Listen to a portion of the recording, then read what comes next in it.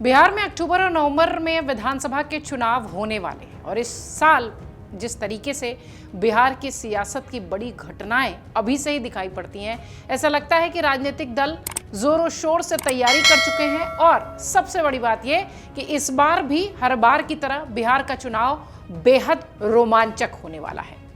बिहार चुनाव से पहले बहुत सारी ऐसी घटनाएं सामने आती हैं, या यूं कहें कि पुरानी घटनाओं को जानबूझकर चर्चा में रखा जाता है।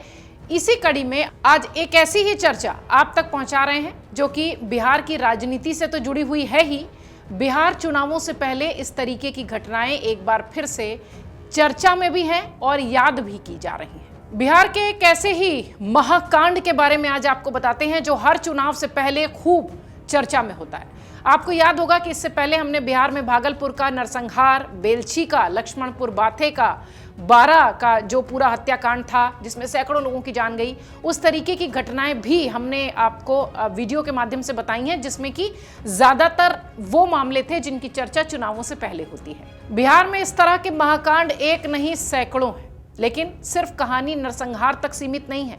कई सारी ऐसी भी कहानियां हैं, कई सारी ऐसी भी घटनाएं हैं जो चुनावी मौसम में याद की जाती हैं, जिसने कि बिहार को, पूरे राज्य को दहलाया है और देश में इसकी चर्चा हुई है।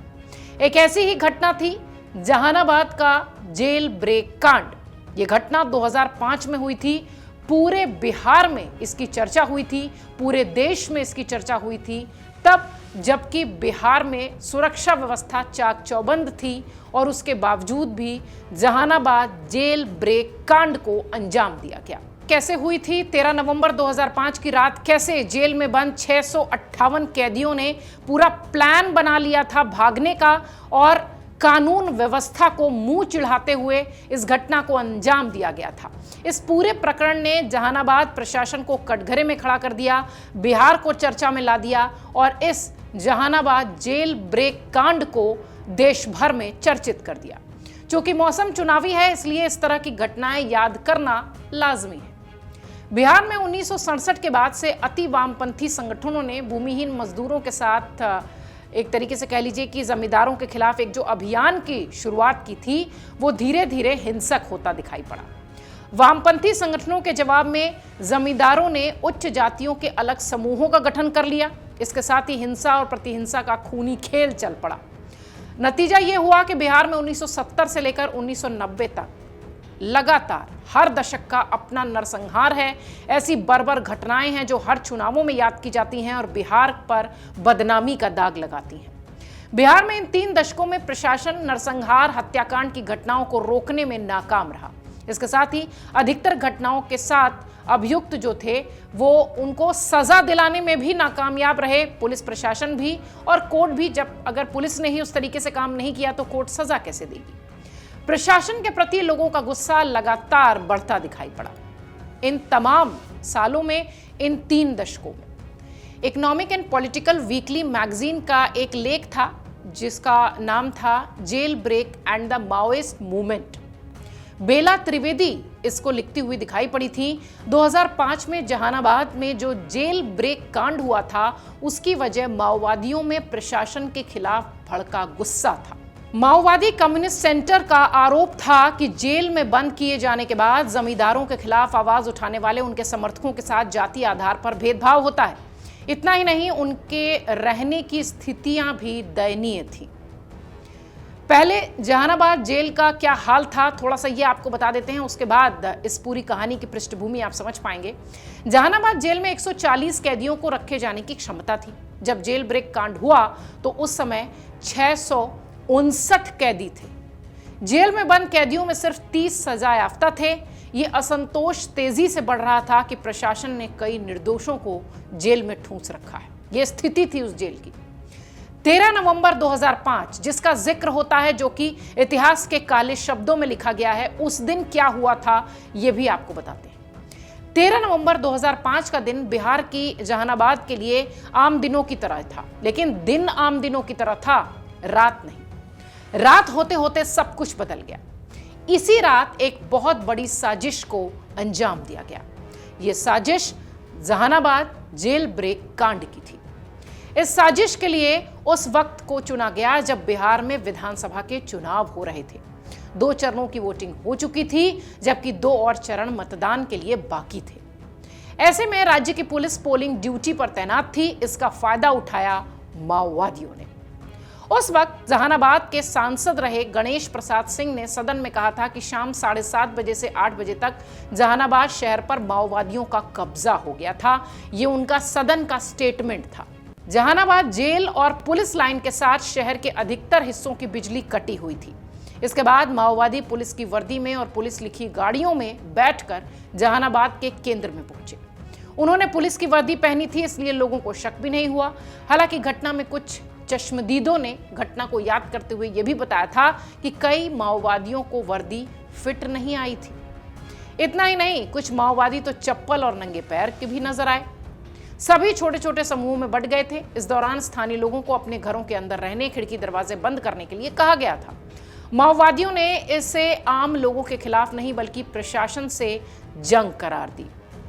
संसद में तत्कालीन केंद्रीय गृह राज्य मंत्री शिव प्रकाश जायसवाल ने जो बयान दिया था, उसके मुताबिक 300 से 400 नक्सलियों ने रात करीब 9 बजे एक बार CRPF camp, police station, police lines और जहानाबाद उप संभागीय जेल पर हमला बोल दिया था। वहीं सदन में इस मुद्दे पर बहस के दौरान जहानाबाद सांसद गणेश प्रसाद सिंह ने कहा था कि इनकी संख्या 3 से 400 नहीं बल्कि 2000 के आसपास थी।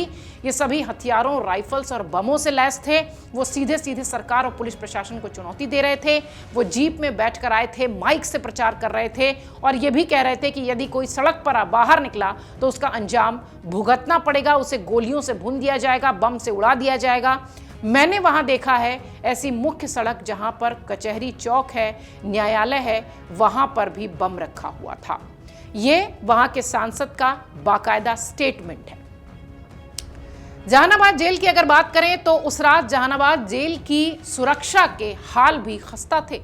600 से ज्यादा कैदियों की जिम्मेदारी सिर्फ 8 सुरक्षा कर्मियों के हिस्से थी। इनमें 3 कांस्टेबल थे और 5 होमगार्ड्स मौजूद थे। माओवादियों ने जेल पर हमला बोला और 389 कैदी वहां से भाग निकले। इनमें से कई माओवादी कार्यकर्ता थे। इनमें से भारतीय कम्युनिस्ट पार्टी का एक बहुत बड़ा नेता अजय कानू भी था। हमलावरों ने इस दौरान जेल के हथियार खाने के गार्ड को घायल कर दिया था और सुरक्षाकर्मी को मार दिया था। इसके अलावा रणबीर सेना से जुड़ा बीनू शर्मा, बड़े शर्मा के नाम से जिसे जाना था, वो एक कैदी था जो कि मारा भी गया था। बड़े शर्मा तब जहानाबाद जेल में दादागिरी की वजह से कई कैदियों के निशाने पर भी था। जहानाबाद में इस पूरे कांड को अंजाम देने के बाद माओवादियों को भाग निकलने में कोई खास दिक्कत आई नहीं, क्योंकि सड़कें वो पहले ही खाली करवा चुके थे। आखिरकार 14 नवंबर की सुबह 11 बजे जहानाबाद में सुरक्षा बलों ने नियंत्रण स्थापित किया। इससे पहले अगर देखिए तो एक अजीब तरह की स्थिति थी। सैकड़ों की संख्या में लोग सुबह सुबह ही जेल की हालत देखने अंदर तक जा पहुंचे थे।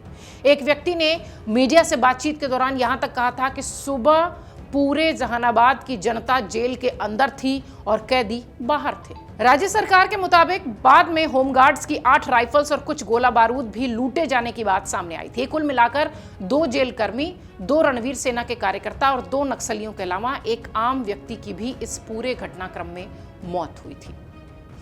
जहानाबाद जेल ब्रेक कांड तो हो गया, अब उसके बाद क्या? इसकी गूंज बिहार तक नहीं बल्कि पूरे देश में सुनाई दे रही थी। विपक्ष ने आरजेडी के शासनकाल में बिहार की कानून व्यवस्था का मुद्दा जोरों शोर से उठाया। इसके बाद संसद में सरकार को बयान जारी करना पड़ा। गृह राज्य मंत्री ने इस दौरान बताया कि राज्य सरकार के पास नक्सलियों की मूवमेंट से जुड़ी खुफिया जानकारी मौजूद थी। प्रशासन के पास नदौल रेलवे स्टेशन, काको पुलिस स्टेशन और पुलिस बल में हमले से जुड़े इनपुट मौजूद थे। हालांकि सुरक्षा व्यवस्था बनाए न रख पाने की वजह से जहानाबाद पुलिस के सुपरिटेंडेंट सुनील कुमार को भी सस्पेंड किया गया था। इसके साथ ही केंद्र सरकार ने अर्धसैनिक बलों के सैकड़ों जवानों को भी बिहार की तरफ मूव कराया था। जेल ब्रेक के बाद सुरक्षा व्यवस्था और अराजकता के आरोपों में घिरा प्रशासन एक्टिव हुआ। जहानाबाद और आसपास के इलाकों में घोषणा कराई गई कि जेल से भागे जो भी कैदी 3 दिन में वापस आ जाएंगे, उन पर जेल से फरारी का केस नहीं लगेगा। इसके चलते दिसंबर तक 389 भागे हुए कैदियों में से 70% यानी 269 कैदी वापस आ चुके थे। इनमें से कई कैदी छोटे मोटे अपराधों के मामले में बंद थे। उनका यह कहना था कि वो लोग इसलिए भागे थे क्योंकि उन्हें लगा कि जेल को डायनामाइट से उड़ा दिया जाएगा, बम से उड़ा दिया जाएगा। हालांकि जहानाबाद जेल में तब तक गंभीर आपराधिक मामलों में बंद रहे 60 से 70 कैदी वापस नहीं लौटे। इनमें बिंदु सिंह और चुन्नू शर्मा गैंग के कई हत्या के आरोपी थे। इसके अलावा माओवादी संगठन और रणवीर सेना के भी लोग वापस नहीं लौटे। जहानाबाद का ये वो कांड था जो कि बिहार के काले अध्यायों में से एक अध्याय था। बिहार चुनाव से पहले इस तरीके की घटनाएं सामने भी आती रहीं और जिस तरीके से उस बिहार चुनाव के पहले इस तरीके की घटना सामने आई, निश्चित तौर पर उसके बाद से हर चुनाव के पहले इस तरीके की घटनाओं पर चर्चा होने लगी। चूंकि इस साल के अंत में चुनाव होने हैं, इसलिए जहानाबाद का ये जेल ब्रेक कांड एक बार फिर सुर्खियों में है।